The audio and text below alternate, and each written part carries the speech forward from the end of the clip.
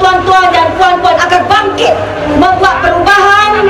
Pada kali ini dalam PRU ke-13 sempena tahun baru, marilah kita menyokong Pakatan Rakyat dan meletakkan kepimpinan Pakatan Rakyat di Putrajaya, insya-Allah. Tahniah kepada seluruh anak muda dan rakyat Malaysia yang memenuhi Padang Kelab Sultan Sulaiman pada malam ini. Ini satu mesej yang jelas bahawa kita rakyat Malaysia akan bersama dalam himpunan kebangkitan rakyat esok hari untuk memastikan rejim yang zalim pasti tumbang dalam pilihan raya umum akan datang. Saudara-saudari, Suharto telah tumbang di Indonesia, Ben Ali telah tumbang di Tunisia, Hosni Mubarak telah tumbang di Mesir, Muammar Gaddafi telah tumbang di Libya, dan kita pastikan sebelum Bashar Assad tumbang di Syria, terlebih dahulu rejim zalim UMNO dan Barisan Nasional tumbang di Malaysia, tanah air kita. Saudara-saudari sekalian, hari ini kerajaan tidak hanya berhadapan dengan parti politik pembangkang, tapi mereka terpaksa berhadapan dengan gerakan rakyat. Hari ini wujudnya Pakatan Royalty, kita wujud Pakatan Felda, kita wujud Pakatan pelbagai lagi. Yang kita nak sebut bahawa kerajaan tidak hanya berhadapan dengan parti pembangkang, tetapi hari ini seluruh rakyat telah bangkit. Buktinya kita nantikan himpunan sejuta kebangkitan rakyat esok hari di Stadium Merdeka. Dalam kelompok kebangkitan rakyat, kita nak sebut bahawa mahasiswa adalah golongan yang juga menjadi ejen kepada penggerak kebangkitan rakyat di negara kita. Saya di peringkat Gabungan Mahasiswa Islam Se-Malaysia telah mengerahkan seluruh ahli gamis 6,000 di seluruh Malaysia, kampus-kampus kita, untuk sama-sama berhimpun dalam himpunan kebangkitan rakyat esok hari. Dan kita yakin kerjasama kita dengan gerakan-gerakan pelajar yang lain tidak kurang 10,000 mahasiswa mesti turun memenuhi Stadium Merdeka esok hari. Tuan-tuan, saudara-saudari sekalian, kita kena pastikan bahawa himpunan kebangkitan rakyat esok kita mempunyai mesej yang jelas. Matlamat kita sama, kita hendak tolak rejim yang zalim keluar daripada negara kita. Jadi sekian daripada saya. Pastikan himpunan kebangkitan rakyat esok menjadi suatu kebangkitan yang sebenar bagi rakyat Malaysia. Saya di sini berdiri adalah untuk mewakili pekerja kilang ataupun pekerja industri di Malaysia. Sebenarnya keluhan saya terlalu banyak, saya dah tuliskan di dalam buku ni. Terlalu banyak sebenarnya pekerja kilang, pekerja industri di Malaysia ini yang tidak berpuas hati dengan kerajaan UMNO Barisan Nasional. Saya di sini cuba singkatkanlah apa yang terluah oleh pekerja-pekerja kilang di Malaysia ini. Okey, persoalan yang pertama ialah mengenai tangga gaji tuan-tuan dan puan-puan. Sebenarnya kerajaan UMNO Barisan Nasional tidak pernah memikirkan tentang gaji pekerja kerajaan, pekerja industri, pekerja kilang di Malaysia ini. Tetapi tuan-tuan dan puan-puan, apabila Pakatan Rakyat mengumumkan gaji minimum 1,200, maka sebola UMNO Barisan Nasional kononnya mengambil berat terhadap pekerja kilang dan pekerja industri di Malaysia ini. Okey, isu yang kedua tuan-tuan, mengenai isu bonus. Di mana pembelaan isu bonus untuk pekerja swasta, pekerja industri, pekerja kilang ini sebenarnya? Saya bersyukur kerana pekerja kerajaan dapat gaji. Alhamdulillah, saya menadah tangan dan bersyukur kepada kerajaan, kepada kawan-kawan dan kepada sahabat saya yang bekerja di sektor kerajaan.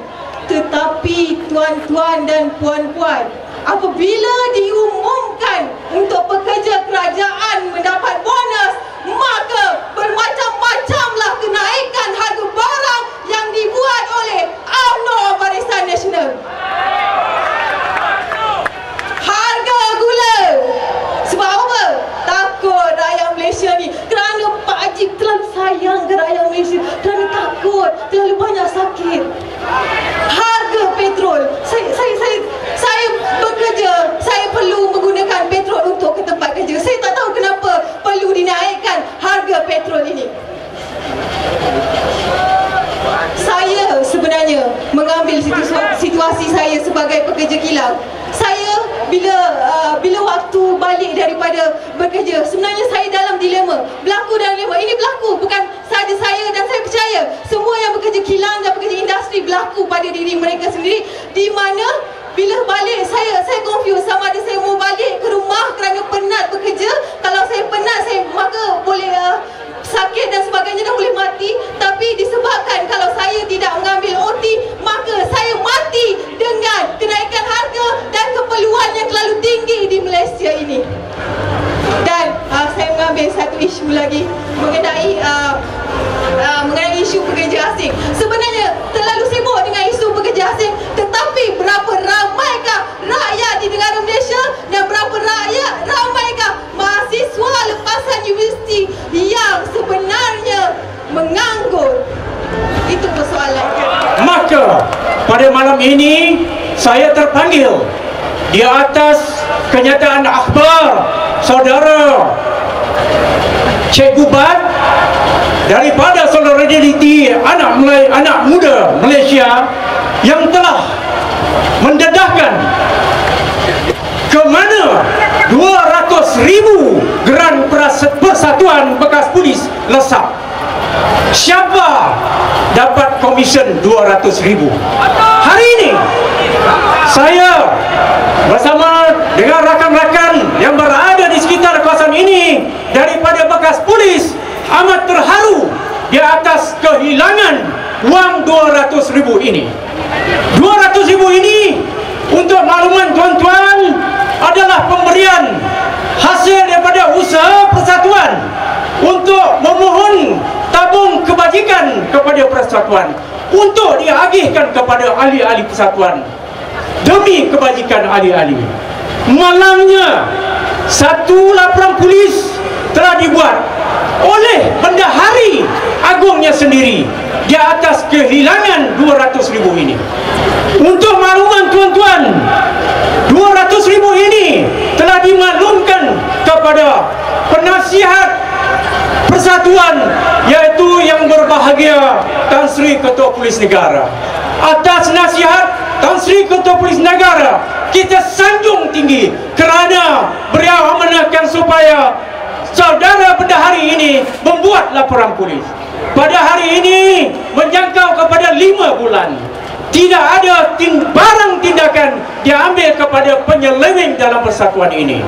Dan juga kita pada hari ini telah maklumkan juga kepada pendaftar pertubuhan Malaysia, kerana dalam undang-undang tubuh ini termaktub dalam akta pertubuhan, mana-mana ahli ataupun persatuan nak mengeluarkan duit 200,000 mestilah melalui Perhimpunan Agung.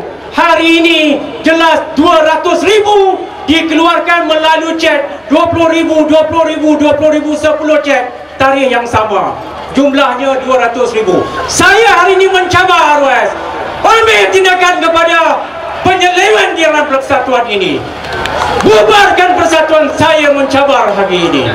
Bubarkan persatuan bekas polis.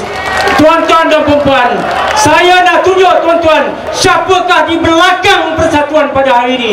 Kemelut persatuan ini berlarutan daripada tahun 2005 hingga ke hari ini masih berada di landasan.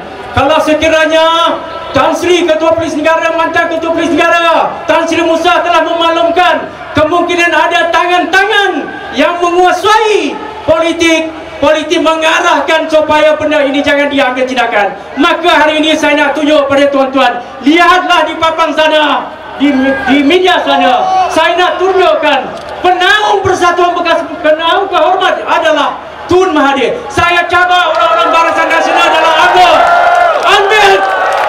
ambil tindakan kepada penyeleweng dalam persatuan ini. Ambil tindakan segera, pecat mereka daripada UMNO.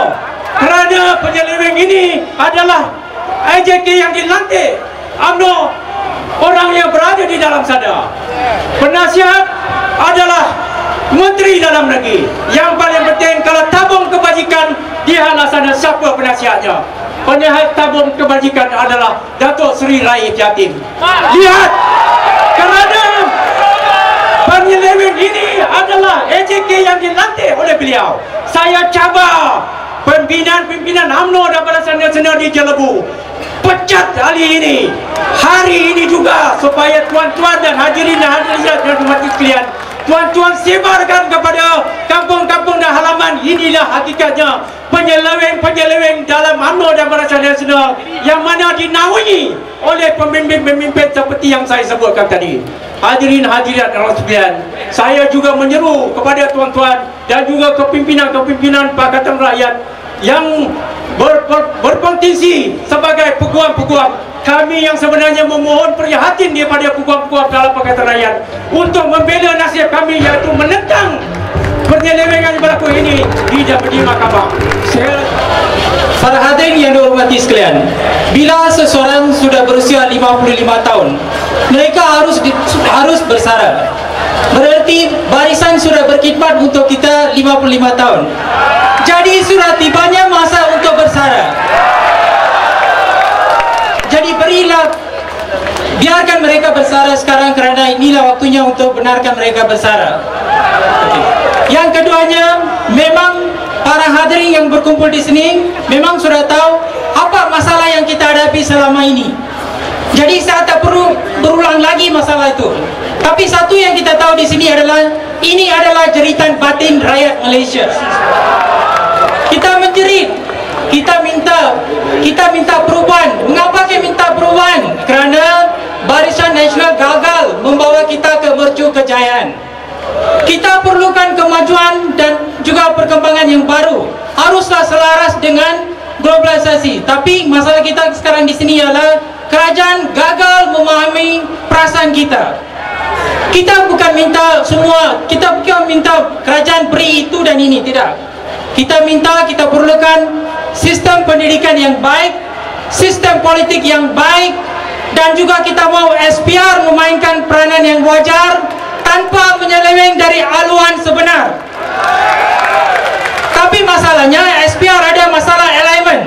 Bila kita ada masalah elemen, berarti dia tidak dapat bergerak dengan betul. Betul tak?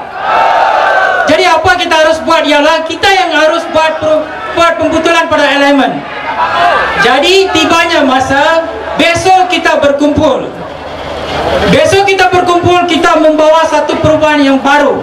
Kita bukan menentang kerajaan. Kita bukan mau menyusahkan kerajaan. Tidak. Tidak ada rakyat di Malaysia mau menyusahkan kerajaan. Tidak.